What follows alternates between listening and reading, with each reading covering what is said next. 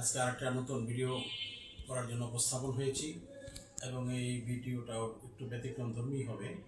এটা একটা যেসব প্রতিষ্ঠান সেলিংয়ের ব্যবসা করে তাদের জন্য বিশেষ করে প্রথমত হলো যে কোনো কোম্পানিরই কাজ করার আগে এবং সুষ্ঠুভাবে কাজ করার জন্য স্ট্যান্ডার্ড অপারেশন প্রসিডিউরের প্রয়োজন হয়।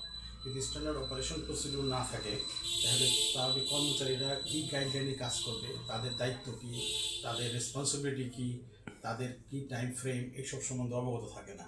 তাহলে তারা কাজও ঠিক সময় মতো করতে পারে না এবং মালিক পক্ষ বা ম্যানেজমেন্ট পক্ষ তাদের কাছ থেকে সঠিকভাবে কাজ আদায় করতে পারে না। এই জন্য এই বিষয়টার উপরে আজকে আলোচনা হবে। তো স্ট্যান্ডার্ড অপারেশন প্রসিডিউরের মূল উদ্দেশ্যটা কি? বিক্রয় প্রক্রিয়া সহজতর করা, গ্রাহকের সাথে সম্পর্ক স্থাপন, পণ্যের সঠিক মূল্য নির্ধারণ এবং বিক্রয় লক্ষ্যমাত্রা বা সেলস টার্গেট অর্জন করা। অর্থাৎ যাতে প্রতিষ্ঠানের সেলিংয়ের কাজটা সুন্দরভাবে করা যায়, এটাই হলো স্ট্যান্ডার্ড অপারেশন প্রসিডিউরের মূল লক্ষ্য। আর এখানে দায়িত্ব কি? সেলস এক্সিকিউটিভ গ্রাহক খোঁজা, কথা বলা এবং অর্ডার নেওয়া, এটারও একটা কাজ প্রথম সেলস এক্সিকিউটিভের। আর ম্যানেজার সাহেবের কাজ কি? কাজের তদারকি এবং মূল অনুমোদন করা।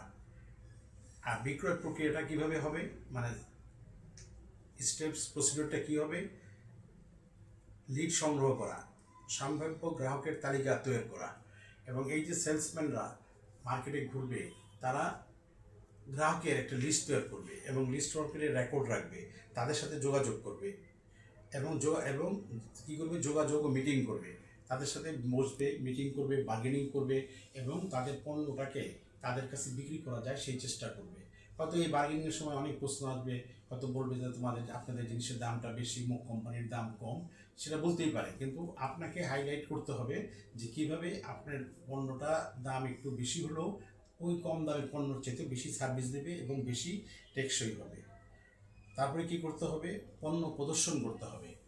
মাঝে মাঝে আপনার যে প্রোডাক্ট, সেই প্রোডাক্টটাকে আপনার গ্রাহকদের কাছে পৌঁছানোর জন্য একটা প্রদর্শনের ব্যবস্থা করতে হবে, যে আমাদের এই প্রোডাক্টটা মার্কেটে যে প্রোডাক্ট আছে তার থেকে অনেক ভালো, অনেক কোয়ালিটির দিক দিয়ে ভালো, সাস্টেনেবিলিটির দিক দিয়ে ভালো, এইসব জিনিস প্রয়োগ করতে হবে। তারপরে কি করতে হবে? তারপরে হলো আপনার দর কষাকষি। এই কাজগুলি করার পরে তখন আসবে বার্গেনিং, প্রাইস বার্গেনিংয়ে, যে আপনার যে দাম, সেই দামটা কিভাবে তার কাছে গ্রহণযোগ্য করা যায়। সব কিছু হয়ে গেলে তারপরে আপনাকে অর্ডার গ্রহণ করতে হবে এবং অর্ডারটা গ্রহণ করার পরে মাধ্যমে আপনি অর্ডারটা নিশ্চিত হইল। তারপর হলো কি? আপনি অর্ডার নিলেন, মাল দিলেন, কিন্তু এটাই কাজ শেষ না, তারপরে আপনাকে পেমেন্ট সংগ্রহ করতে হবে। যদি পেমেন্ট অগ্রিম নেওয়ার পদ্ধতি থাকে তাহলে একটা পোর্শন অগ্রিম নিতে হবে এবং বাদ বাকিটা ঠিক সময় মতো কারেকশন আনতে হবে। তাহলে কিন্তু আপনি শুধু সেলস করলেই হবে না, যদি আপনি পেমেন্টটা সঠিক সময় আপনার অ্যাকাউন্টসে না আনতে পারেন। তারপর কি? এর আগে আপনাকে আবার মালটার সঠিক সময় ডেলিভারি দিতে হবে এবং ডেলিভারির সময় তাকে মালটা সঠিকভাবে বুঝাই দিতে হবে, এটার ফাংশনটা বুঝাই দিতে হবে, যাতে তাদের এই কাজটা করতে কোনো অসুবিধা না হয়।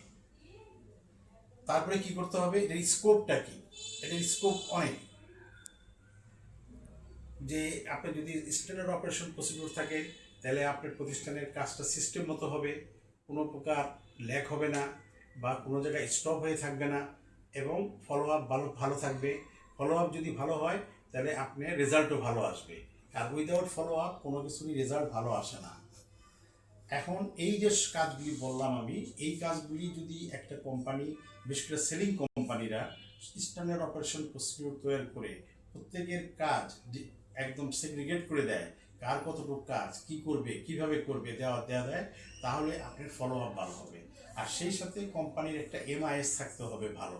যদি এমআইএস না থাকে তাহলে কিন্তু সঠিকভাবে কাজ করা যাবে না, কারণ এমআইএসের মাধ্যমেই ম্যানেজমেন্ট বা সিও বা এমডি সে সব কিছু বুঝতে পারবে যে কোথায় কী অবস্থানে আছে।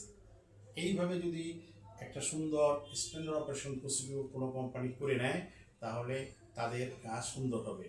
আর এবং স্ট্যান্ডার্ড অপারেশন প্রসিডিউর থাকলে হেডের কোনো হাতে কলমে কাজ করার দরকার পড়ে না, তার কাছে শুধু রিপোর্টিং আসবে, সে শুধু এমআইএস এর মধ্যে দেখবে যে কোথায় তার অবস্থান কি হইতেছে, তাহলে দেখা যাবে যে একটা কোম্পানির সাকসেস আসবে।